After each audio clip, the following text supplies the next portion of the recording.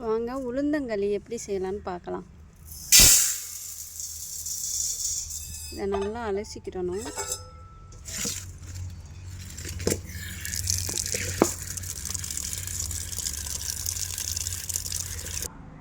இப்போ நல்லா அழுக்கு போக நல்லா அலசியாச்சு.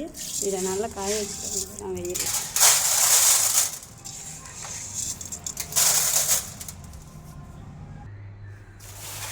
இதை நல்லா வெயிலில் காய வச்சுக்க வேண்டியதான்.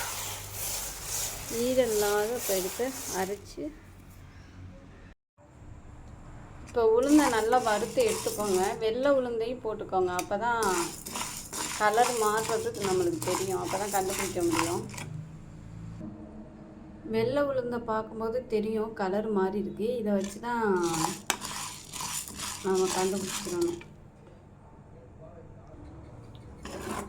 ஆற வச்சுக்கலாம். அதோட பச்சரிசி கலந்துக்கோங்க.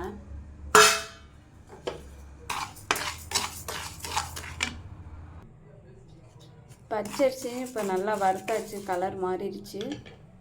அதையும் ஆற வச்சுக்கோங்க.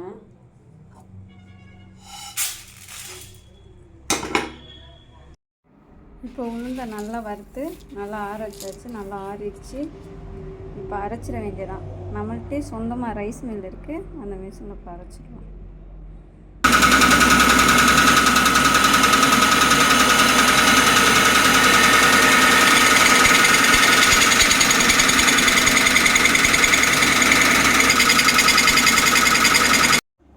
இப்போ இந்த மாவு ஒரு டம்ளருனா இந்த டம்ளரில் 3 டம்ளர் தண்ணி.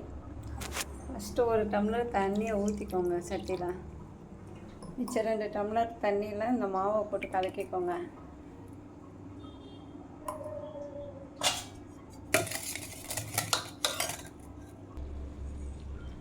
நல்லா கலக்கிக்கிட்டு தண்ணி கட்டிப்படாமல் மாவை கலக்கிக்கிட்டு இப்படி போட்டு கிண்டுங்க. அப்போ தான் கட்டி வராது. உப்பு போட்டுக்கோங்க. சர்க்கரை போட்டுக்கோங்க. வெல்லம் போட்டுக்கோங்க. கருப்பட்டி போட்டுக்கிட்டிங்கன்னா ரொம்ப நல்லது உடம்புக்கு. நெய் ஊற்றிக்கோங்க. நல்ல நெய்யும் சேர்த்துக்கிறணும், உடம்புக்கு நல்லது. நல்லெண்ணெய் ஊற்றிக்கிட்டா. நான் நெய் ஊற்றிருக்கேன்.